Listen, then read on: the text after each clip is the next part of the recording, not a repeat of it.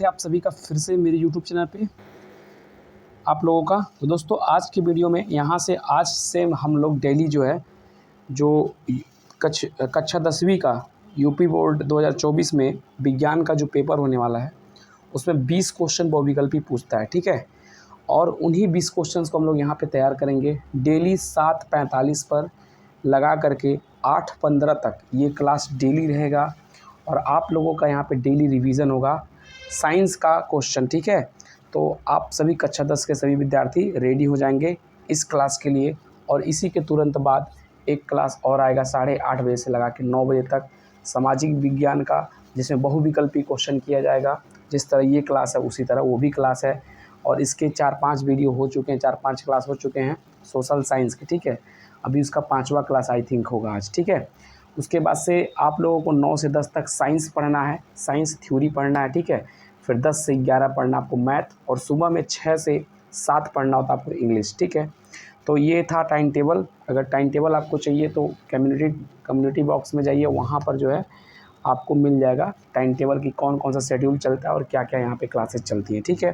साथ ही साथ 11वीं 12वीं की भी क्लासेज स्टार्ट होने वाली है, ठीक है। तो उन सभी की भी क्लासेज स्टार्ट होगी। अभी थोड़ा सा टाइम लग रहा है स्टार्ट करने में, तो उन सभी की भी क्लासेज स्टार्ट होगी, ठीक है। जब तक मैं आपको बता दूं कि इसमें 1000 सब्सक्राइबर कंप्लीट होने के साथ साथ वाईफाई मैं यहाँ पे लगवाऊंगा अपने यहाँ सेंटर पे। और जो ही वाईफाई लगता है तो मैं यहाँ पे कक्षा 12वीं की भी क्लास लेना शुरू कर दूँगा। बहुत ही जल्द स्टार्ट होने वाला है, ठीक है। आप लोग तैयारी करते रहिए। तो चलिए हम लोग बिना टाइम गवाए यहाँ पे काम को शुरू करते हैं, ठीक है। तो आप लोग देख सकते हैं यहाँ पे जो लेसन का नाम था वो था रासायनिक अभिक्रियाएं एवं समीकरण, जो कि रसायन विज्ञान का पहला लेसन था, ठीक है। तो उसके बहुविकल्पी क्वेश्चन को मैं सॉल्व करना चाह रहा हूँ। तो आप लोग सभी लोग रेडी हो यहाँ पे, ठीक है। आप सभी लोग रेडी हो और यहाँ पे चलो हम लोग इस क्लास को सॉल्व करते हैं। तो पहला क्वेश्चन देख लो। यहाँ पे पहला क्वेश्चन कह रहा है कि मैग्नीशियम धातु का वायु में जलना एक उदाहरण है। जल्दी से इसका जवाब करिए सब लोग। मैग्नीशियम धातु का वायु में जलना एक उदाहरण है। मैग्नीशियम धातु का वायु में जलना एक उदाहरण है। वायु में जलना एक उदाहरण है। पहला दिया है भौतिक परिवर्तन का, रासायनिक परिवर्तन का, उत्क्रमणीय अभिक्रिया का, इसमें से कोई नहीं। जल्दी से इसका जवाब करेंगे सब लोग। पहला क्वेश्चन का जवाब करेंगे सब लोग। तो कुछ लोगों का आंसर सही आ रहा है, ठीक है। कुछ लोगों का आंसर सही आ रहा है, ठीक। सब लोग प्रयास करो फटाफट। तो इसका option b is right answer होगा, रासायनिक परिवर्तन, ठीक है। जो मैग्नीशियम होता है जब वायु में जलता है तो ये रासायनिक प्रक्रिया है, क्योंकि वायु आपका जो है क्या है, ऑक्सीजन उसमें है, ठीक है, नाइट्रोजन, तमाम प्रकार की गैसेज हैं। और मैग्नीशियम एक प्रकार का केमिकल है, एक प्रकार का ये भी केमिकल है, वो भी आपका केमिकल ही है। तो इन सभी को जब भी क्रिया होगा आपस में तो इसको रासायनिक अभिक्रिया ही कहेंगे, राइट। कोई दिक्कत। अगले क्वेश्चन पे चला जाए। क्वेश्चन नंबर 2 पे देखेंगे। लिख रहा है समीकरण Be2C + XH2O, ठीक है। फिर तीर है, फिर Y पॉइंट Be, फिर OH ट्वाइस + CH4 में X और Y का मान क्रमशः होगा। तो इस क्वेश्चन का सीधा मतलब समझो कि ये क्वेश्चन कहना क्या चाह रहा है बाबू। ये जो क्वेश्चन दिया हुआ है ना, तो यहाँ पे आपको देखो एक समीकरण दिया है यहाँ पे, ठीक है। एक समीकरण ये दिया है, कह रहा कि इस समीकरण में जो y है और इस समीकरण में जो ये x और y है, इसका वैल्यू क्या होगा, मतलब यहाँ कितना भराएगा, यहाँ कितना भराएगा। तो देखो इस समीकरण को सॉल्व करने का सिर्फ एक तरीका है। आप लोग बल्कि कमेंट में अपना आंसर करो, साथ ही साथ समझो कि इस समीकरण को सॉल्व कैसे करना है। तो आप देख सकते हो यहाँ पे, ठीक है। इस समीकरण में यहाँ देखो ऑक्सीजन देख सकते हो, ठीक है। यहाँ पे H2O है ना, तो यहाँ पे 2 हाइड्रोजन है और एक ऑक्सीजन है, ठीक है। इस वाले में देखोगे मतलब ये बैलेंस करोगे तभी हो पाएगा, ठीक है। तो देखो 2 हाइड्रोजन 2 ऑक्सीजन है, और यहाँ पर कितने ऑक्सीजन है, सिर्फ एक ऑक्सीजन है। और यहाँ पे देखोगे 2 ऑक्सीजन है इस वाले में H2O में, यानी कि OH जो ट्वाइस है इसमें देखो 2 ऑक्सीजन है, ठीक है, और 2 हाइड्रोजन है। लेकिन यहाँ पे देखोगे, ठीक है, यहाँ पे तो यहाँ पे कितने ऑक्सीजन है, तो यहाँ पे एक ऑक्सीजन है। तो इसको 2 ऑक्सीजन करोगे तो x के जगह पे 2 भर दोगे। कितना भर दोगे, x के जगह पे अगर 2 भर देते हो यहाँ पे, समझ में आ गया, x के जगह पे 2 भर दोगे तो देखो आपका इक्वेशन क्लियर हो पा रहा है कि नहीं, ठीक है। तो इसको इक्वेशन को जितने लोग क्लियर कर पाएंगे तो इसका जवाब दे पाएंगे, ठीक है, चेक करना होता है। लेकिन देख लो इस समीकरण में यहाँ पे 4 हाइड्रोजन है। कितने हाइड्रोजन है? 4 हाइड्रोजन है। और यहाँ पे कितना हाइड्रोजन है? सिर्फ 2 हाइड्रोजन है। कितना हाइड्रोजन है? सिर्फ 2 हाइड्रोजन है। तो इस प्रकार से 2 हाइड्रोजन यहाँ पे देखो, यहाँ पे इस समीकरण में देखो, इस वाले पक्ष में जो RHS है, 4 हाइड्रोजन 2 हाइड्रोजन मिला के 6 हाइड्रोजन, तो 6 हाइड्रोजन हुआ। तो यहाँ पे 6 हाइड्रोजन आपको लाने की कोशिश करना होगा, ठीक है। और अगर बाई चांस यहाँ पे 2 का गुणा करोगे तो 2 का गुणा, यानी कि कुल मिला जुला कर 8 हाइड्रोजन होना चाहिए। इसलिए x के स्थान पर 4 रखेंगे, ठीक है। जब आप लोग का थ्योरेटिकल क्लास जो 4 चल रहा है, ठीक है, उस पर जा कर के आप यहाँ देख लोगे इसका मतलब किस तरह से करना है। जब मैं उस क्लास लूँगा तो समझाऊँगा। तो आप देख सकते हो यहाँ पे 4 हाइड्रोजन है, फिर से समझेंगे। यहाँ 4 हाइड्रोजन है और यहाँ 2 हाइड्रोजन है, लेकिन यहाँ पर कोई तो वैल्यू भरोगे, तो एक तो भरते नहीं हो यहाँ पे, क्योंकि बेरिलियम यहाँ पे देखो Be जो है 1 ठू है, इधर 2 ठू है, तो यहाँ स्वाभाविक है 2 रखोगे, तो 2 का गुणा जब 2 में करोगे 4 ठू हाइड्रोजन यहाँ पे और 4 हाइड्रोजन यहाँ पे, टोटल 8 हाइड्रोजन हुआ। यहाँ पे 8 हाइड्रोजन करना है, तो यहाँ पे 4 का x की जगह 4 रख के 2 से गुणा करोगे तो 8 हाइड्रोजन ही हो जाएगा। तो ऑप्शन सी आपका जवाब आ रहा है 4 और 2। कितना आ रहा है? तो option C is right answer, 4 और 2। जब समीकरण को बैलेंस करोगे बाबू तब इसका जवाब निकाल पाओगे, ठीक है। अगले क्वेश्चन पे चलेंगे। यहाँ पे अगले क्वेश्चन को ध्यान देंगे। कह रहा है नीचे दी गई अभिक्रिया के संबंध में कौन सा कथन सत्य है? नीचे दी गई अभिक्रिया के संबंध में कौन सा कथन सत्य है, ठीक है। तो ये जो अभिक्रिया दी हुई है इसमें आपसे पूछा जा रहा है कि यह कौन सी अभिक्रिया है। सीसा अपचयित हो रहा है, ठीक है, या फिर कार्बन डाइऑक्साइड अपचयित हो रहा है, या कार्बन अपचयित हो रहा है, या लेड ऑक्साइड अपचयित हो रहा है। फटाक से इसका जवाब करेंगे, ठीक है, फटाक से इसका जवाब करेंगे, इसका जवाब करेंगे, इसका जवाब करेंगे सब लोग, ठीक है, इसका जवाब करेंगे। तो इसका जो आंसर निकल के आएगा वो आंसर 1 और 3 ये दोनों सही होगा। समझ में आ गया? इसका आंसर जो है सीसा भी अपचयित यहाँ हो रहा है, कार्बन डाइऑक्साइड भी अपचयित हो रहा है, ठीक है। मैं थोड़ा ऑप्शन देने में गड़बड़ कर दिया हूँ, लेकिन इसमें जो है आपका ऑप्शन जो बी होगा उसका ऑप्शन बी में दिया था 1 और दिया था 3, ठीक है। तो इस प्रकार से ऑप्शन बी जो उसका बनाएगा वो राइट होगा। तो आपका सीसा अपचयित इसमें हो रहा है, कार्बन डाइऑक्साइड कार्बन अपचयित हो रहा है, ठीक है। ध्यान देंगे सब लोग इस क्वेश्चन को, ठीक है, 2019 में पूछा हुआ क्वेश्चन है, ठीक। अगले क्वेश्चन पे चलेंगे। यहाँ पे देखेंगे तो लिख रहा है Fe2O3 plus 2Al equal to Al2O3 plus 2Fe, ठीक है। ऊपर दी गई अभिक्रिया किस प्रकार की है? तो कौन सी प्रकार की अभिक्रिया है? तो आपके पास यहाँ पे 4 अभिक्रियाओं का नाम दिया है। एक वियोजन अभिक्रिया, दूसरा विस्थापन अभिक्रिया, और तीसरा क्या दिया है? संयोजन क्रिया, और चौथा दिया विस्थापन अभिक्रिया, ठीक है। तो संयोजन अभिक्रिया, द्विस्थापन अभिक्रिया, वियोजन अभिक्रिया, विस्थापन अभिक्रिया। फटाक से इसका जवाब करेंगे सब लोग, क्वेश्चन नंबर 4 का। तो ये कौन सा अभिक्रिया बाबू? विस्थापन अभिक्रिया है। कौन सी अभिक्रिया? विस्थापन। Option D is right answer इसका होगा। कौन सी अभिक्रिया है? ये विस्थापन अभिक्रिया, option D is right answer. कैसे विस्थापन अभिक्रिया है? देखो क्या है ना, ये एल्यूमिनियम जो है फेरस को उठा के फेंक दे रहा है। ये एल्यूमिनियम जा रहा है फेरस के पास और फेरस को अगले पार्ट में, ठीक है, एल्यूमिनियम जो है फेरस को अगले पार्ट में हटा दे रहा है और फेरस यहाँ से उठ के यहाँ चला जा रहा है और एल्यूमिनियम इसके जगह बैठ जा रहा है। तो एल्यूमिनियम क्या किया? फेरस को विस्थापित कर दिया। समझ में आ गया? तो कौन सी अभिक्रिया है? विस्थापन अभिक्रिया होगा, ठीक है। आगे चलेंगे, अगले क्वेश्चन की तरफ चलेंगे। लौह चूड़ पर तनु हाइड्रोक्लोरिक अम्ल डालने पर क्या होता है? सही उत्तर पर निशान लगाइए। अगर लोहे के चूड़ पर HCl यानी कि तनु हाइड्रोक्लोरिक अम्ल, लोहा है और उसमें HCl, तनु माने होता है पानी भरा हो उसमें, ठीक है, पानी का घोल में HCl पड़ा हो, तो हाइड्रोक्लोरिक अम्ल डालने पर सही तो क्या होगा?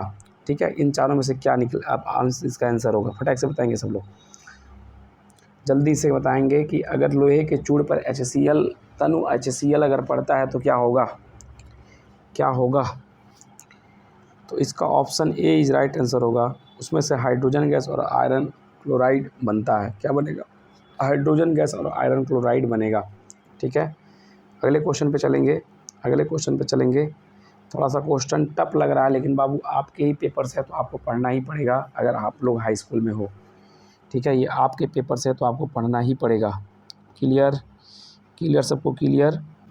तो इसका जवाब सब लोग देंगे, निम्नलिखित युग्मों में से कौन सा युग्म प्रतिस्थापनीय अभिक्रिया देता है। निम्नलिखित युग्मों में से कौन सा युग्म प्रतिस्थापनीय अभिक्रिया देता है। फटाफट इसका जवाब करेंगे सब लोग, फटाफट इसका जवाब करेंगे। निम्न में से कौन सा जो है, निम्नलिखित युग्मों में से कौन सा प्रतिस्थापनीय अभिक्रिया देता है, जल्दी से इसका जवाब करेंगे। ठीक है, तो सब लोग जवाब करो, सब लोग जवाब करो। मैक्सिमम का जवाब ठीक आ रहा है, कुछ का जवाब गड़बड़ आ रहा है। तो option D is right answer, silver nitrate William एवं कापर धातु। ठीक है, इस क्वेश्चन को याद रखना, बहुत इंपॉर्टेंट है। अगले क्वेश्चन पे चलेंगे। रासायनिक समीकरण जो दिया हुआ रासायनिक समीकरण है ये, ठीक है, ये किस प्रकार का रासायनिक समीकरण है, जल्दी से ध्यान देंगे सब लोग। ये किस प्रकार का रासायनिक अभिकरण है, किस प्रकार का रासायनिक अभिक्रिया है, किस प्रकार का ये रासायनिक अभिक्रिया है, इसका नाम दिया गया है। जल्दी से इसका जवाब करेंगे सब लोग। ठीक है, तो ये कैसा अभिक्रिया है, तो option C is right answer, अवक्षेपण अभिक्रिया है। कौन सा अभिक्रिया है, अवक्षेपण अभिक्रिया है। कोई दिक्कत है, चलो अगले क्वेश्चन पे चलेंगे। अगला क्वेश्चन दिया हुआ है, ठीक है, अगले क्वेश्चन पे चलेंगे। Zn plus CuSO4 equal to ZnSO4 plus Cu रासायनिक अभिक्रिया किस प्रकार का है। ध्यान देंगे सब लोग, बहुत ही आसान क्वेश्चन है। अभी इसके पहले यह क्वेश्चन था, इस तरह का क्वेश्चन अभी इसके पहले था। सब लोग फटाक से इसका जवाब करेंगे, जल्दी से इसका जवाब करेंगे। आप देख सकते हैं किसको हटाया जा रहा है, अभी इसके पहले क्वेश्चन था। तो इसका जवाब आएगा option b is right answer, विस्थापन अभिक्रिया। समझ आ गया। Zn देखो Cu को विस्थापित कर दिया है। Zn जो है, ये जो Zn है ये Cu को क्या किया, विस्थापित कर दिया है। बात क्लियर हो गया। और देख सकते हो यहाँ पे Zn जो है जब Cu को विस्थापित किया, यहाँ देख लो, चलो देखो सब लोग ध्यान से। तो जो Zn है, ये Zn Cu को क्या किया, उठा के फेंक दिया बाहर और उसके जगह पे अपने आ गया। तो जब इस प्रकार की कोई अभिक्रिया होती है, किसी को कोई हटा देता है, तो इस प्रकार के अभिक्रिया को क्या कहते हैं हम लोग, इस प्रकार की अभिक्रिया को कहते हैं विस्थापन अभिक्रिया। कौन सा अभिक्रिया, विस्थापन अभिक्रिया। Option b is right answer. ठीक है, इसको विस्थापन अभिक्रिया कहेंगे। क्लियर। अगले क्वेश्चन पे चलेंगे। कह रहा अभिक्रिया 4NH3 प्लस 5O2, ठीक है। तो 4NH3 plus 5O2 equal to 4NO plus 6H2O। निम्न में से किसका उदाहरण है, जल्दी से ध्यान देंगे, कौन किसको हटा रहा है। निम्न में से किसका उदाहरण है, निम्न में से किसका उदाहरण है, तो ये किसका उदाहरण है, निम्न में से ये किसका उदाहरण है,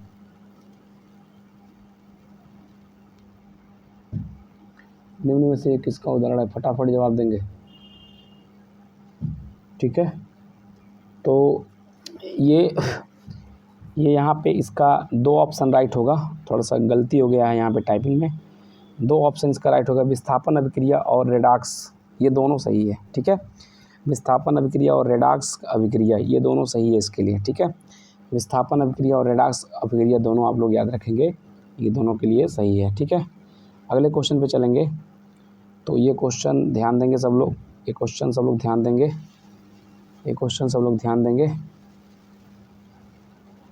ठीक है, 3 बीकर ABC में प्रत्येक में 25 मिली जल लिया गया है। बीकर पर A, B तथा C में क्रमशः NaOH या निर्जल CuSO4 तथा NaCl की कुछ मात्रा मिलाई गई। यह देखा गया कि बीकर 1 तथा B के विलयनों में तापमानों में वृद्धि हुई, जबकि बीकर C के विलयन में तापमान कम हो गया। निम्न से कौन सा कथन सत्य है, निम्न से कौन सा कथन सत्य है।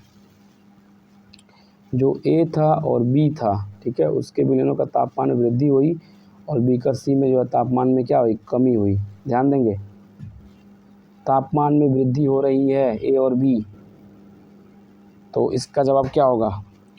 अगर तापमान बढ़ रहा है तो ऊष्मा शोषी होगा, ऊष्मा को ग्रहण कर रहा है। ठीक है, तो ए और बी कैसा है, बीकर ए और बी कैसा है,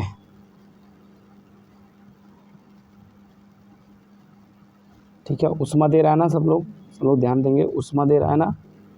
तो ए और बी जो है आपका कैसा है, उष्मा क्षेपीय अभिक्रिया हुई, ठीक है। उष्मा बाहर दे रहा है, उष्मा क्षेपीय, ठीक है। अगर खींच रहा है अंदर तो उष्मा शोषी होगा, ठीक है। तो उष्मा क्षेपीय हो गया। और यहाँ पे ए और बी उष्मा शोषी अभिक्रिया नहीं होगा।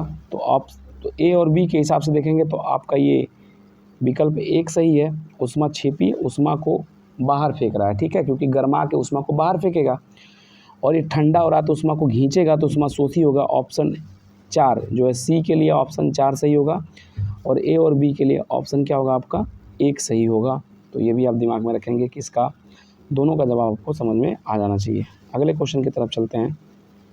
कह रहा कार्बन, ध्यान देंगे सब लोग, कह रहा कार्बन मोनोऑक्साइड को क्लोरीन के साथ अपक्रिया द्वारा कार्बोनिल क्लोराइड्स का बनना उदाहरण है, ठीक है। तो इसका जवाब देंगे सब लोग, कार्बन मोनोऑक्साइड की क्लोरीन के साथ अपक्रिया द्वारा कार्बोनिल क्लोराइड का बनना उदाहरण है। जल्दी से इसका जवाब देंगे, जल्दी सब लोग इसका जवाब करेंगे। तो option b is right answer होगा, संयोजन अभिक्रिया का, ठीक है। अगले क्वेश्चन पे चलते हैं। कह रहा है जब कॉपर सल्फेट विलयन में लोहे का टुकड़ा डालते हैं तो कॉपर व फास्फोरस सल्फेट बनता है। कह रहा जब कॉपर सल्फेट विलयन में लोहे का टुकड़ा डालते हैं, इसमें कॉपर सल्फेट के विलयन में जब लोहे का टुकड़ा पड़ता है तो कॉपर व फेरस सल्फेट बनता है। क्या बनता है, कॉपर और फेरस सल्फेट बनता है। तो यह अपक्रिया कहलाती है। यह कौन सी अपक्रिया कहलाएगी, ध्यान देंगे सब लोग, ये कौन सी अपक्रिया कहलाएगी, जल्दी से इसका जवाब करेंगे। ये कौन सी अपक्रिया कहलाएगी, इस अपक्रिया का नाम बताएंगे सब लोग। ये कौन सा अपक्रिया कहलाएगी, फटाफट, यह कौन सी अपक्रिया कहलाएगी, सब लोग इसका जवाब करिए, ठीक है। तो ये जो कहलाएगी option A is right answer, प्रतिस्थापन अपक्रिया कहलाएगी। कौन सा अपक्रिया कहलाएगी, प्रतिस्थापन अपक्रिया कहलाएगी। अगले क्वेश्चन की तरफ चलेंगे हम लोग। कह रहा निम्न अपक्रिया में अपचायक पहचान कर लिखिए, अपचायक पहचान कर लिखिए। निम्नलिखित अपक्रिया में अपचायक किसका इसमें अपचायक हो रहा है उसको पहचान कर लिखिए। निम्नलिखित अपक्रिया में अपचायक को पहचान कर लिखिए। तो किसका अपचायक हो रहा है, तो बाबू लास्ट में देखो क्या लिखा, CO लिखा है, CO2 लिखा है, ठीक है। तो यहाँ पे CO2 लिखा है, तो अपचायक किसका हो रहा है, तो बाबू इसका जवाब ध्यान देंगे सब लोग, option b is right answer, CO। किसका अपचायक हो रहा है, CO का अपचायक हो रहा है यहाँ पे। क्लियर क्लियर क्लियर क्लियर सब लोग। अगला 13 नंबर क्वेश्चन को ध्यान देंगे। लिखा निम्नलिखित अभिक्रिया में ऑक्सीकारक पहचान कर लिखिए। अब ऑक्सीकारक क्या, इसमें ध्यान से देंगे, ऑक्सीकारक क्या है इसमें, जल्दी से इसका जवाब करेंगे।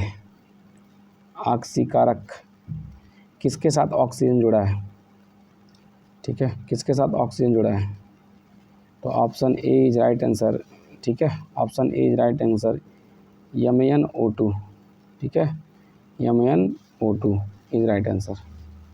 अगले क्वेश्चन पे चले, क्वेश्चन नंबर 15। कह रहा है उष्मा शोषी अभिक्रिया है, इसमें से कौन सा अभिक्रिया जो उष्मा को शोषण कर, उष्मा को बाहर फेंकता है। तो जल्दी से इसका आंसर करेंगे,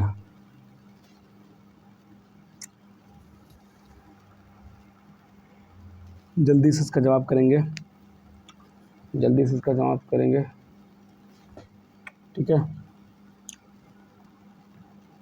जल्दी से।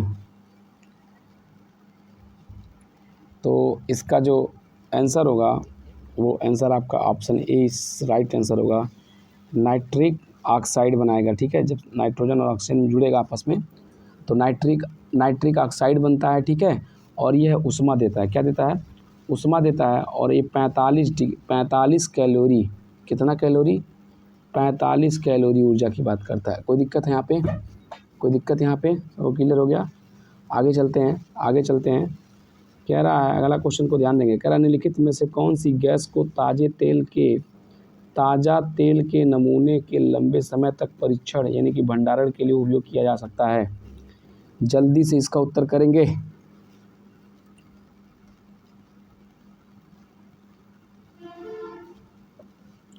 जल्दी से इसका उत्तर करेंगे।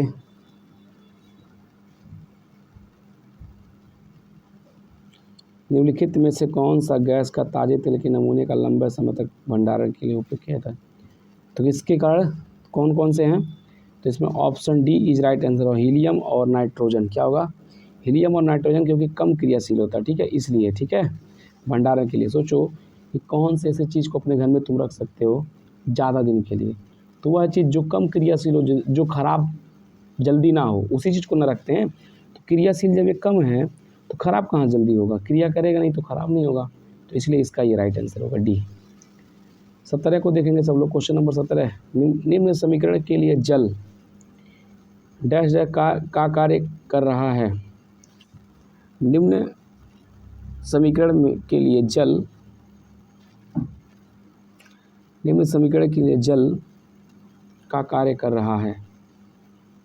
जल का कार्य कर रहा है यानी कि फेरस है तो H2O के साथ जब क्रिया करता है तो फेरस ऑक्साइड बना के हाइड्रोजन बाहर निकाला। तो कौन सा यहाँ पे हो रहा है? ठीक है, ठीक है, तो ऑक्सीकरण हो रहा है ना यहाँ पे, देखो ऑप्शन में लिख दिया ऑक्सीकरण, तो option D is right answer. ऑक्सीकारक को लिखते हैं उपचयन। ध्यान देंगे, ऑक्सीकारक को क्या लिखते हैं? उपचयन। इसका option D is right answer होगा। अगला ध्यान देंगे सब लोग क्वेश्चन को, अगले क्वेश्चन को ध्यान देंगे। कह रहा है बेरियम क्लोराइड अमोनियम सल्फेट से अभिक्रिया करके बेरियम सल्फेट तथा अमोनियम क्लोराइड्स निर्मित करता है। यह अभिक्रिया निम्न में से किस प्रकार की है? यह अभिक्रिया किस प्रकार की है? यह अभिक्रिया किस प्रकार की है? यह अभिक्रिया किस प्रकार की है? यह अभिक्रिया किस प्रकार की है? तो ऑप्शन डी इज इसका राइट आंसर होगा। यहाँ पे अवक्षेपण अभिक्रिया और द्विविस्थापन अभिक्रिया कहलाएगा, ठीक है। ध्यान देंगे, एक तनु फेरस सल्फेट विलयन को एक अम्लीकृत पोटेशियम पर मैग्नेट विलियम युक्त बीकर में धीरे धीरे मिलाया गया। विलयन का हल्का बैंगनी रंग धीरे धीरे और हल्का हुआ, अतः वह अंत में विलयन रंगहीन हो गया। निम्न में से कौन सा कथन उपरोक्त परीक्षण की सर्वाधिक उपयुक्त व्याख्या है? जल्दी इस क्वेश्चन का जवाब करेंगे। यहाँ पे आपके साथ विकल्प भी शेयर मैंने कर दिया, बड़ा क्वेश्चन था तो विकल्प भी इसमें डिस्टर्ब हो गया, तो जल्दी से इसका सभी लोग आंसर करोगे। चलो जल्दी से इसका आंसर करो सब लोग, ठीक है, ठीक है। तो इसका answer A is right answer. कितना? ए इज़ राइट आंसर होगा, क्योंकि KMnO4 एक अपचायक है और यह FeSO4 की को अपचयित करता है, इसलिए आपका option A is right answer होगा। कोई दिक्कत? अगले क्वेश्चन पे चलेंगे, अगले क्वेश्चन पे चलेंगे। यहाँ पे निम्न में से कौन सा कूट सही सुमित है? ध्यान देंगे कौन सा इसमें सही है, सब लोग जल्दी से देखिए, उसको उत्तर पे विकल्प में आइए। चलिए कौन सा विकल्प सही है, जल्दी से बताएंगे इसका कौन सा विकल्प सही है।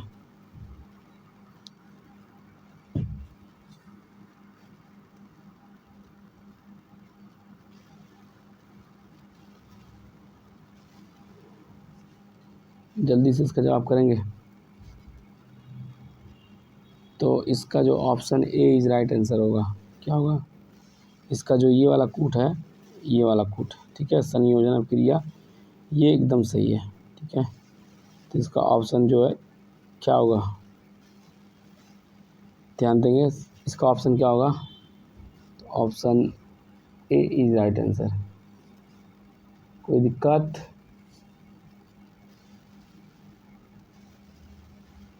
तो आप लोग क्लियर हो गए।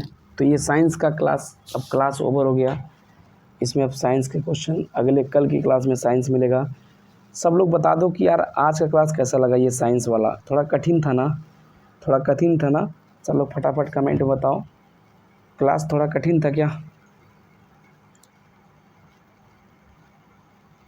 ठीक है, थोड़ा सा कठिन लगेगा बाबू, क्योंकि आप बोर्ड में हो ना, पहली चीज़। दूसरी चीज़ बाबू, थोड़ा सा मैंने कहा था ना, जब भी क्लास में आया करो तो पढ़ के आया करो।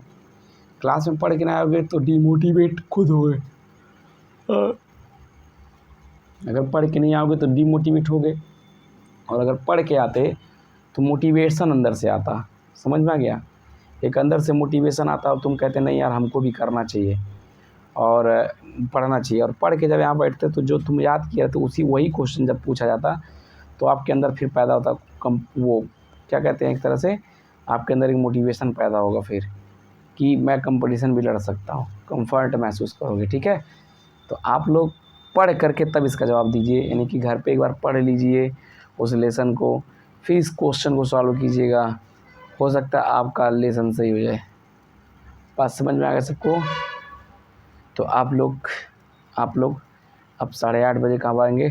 सामाजिक विषय की क्लास में आएंगे सब लोग शांति से, कोई उपद्रव नहीं करोगे।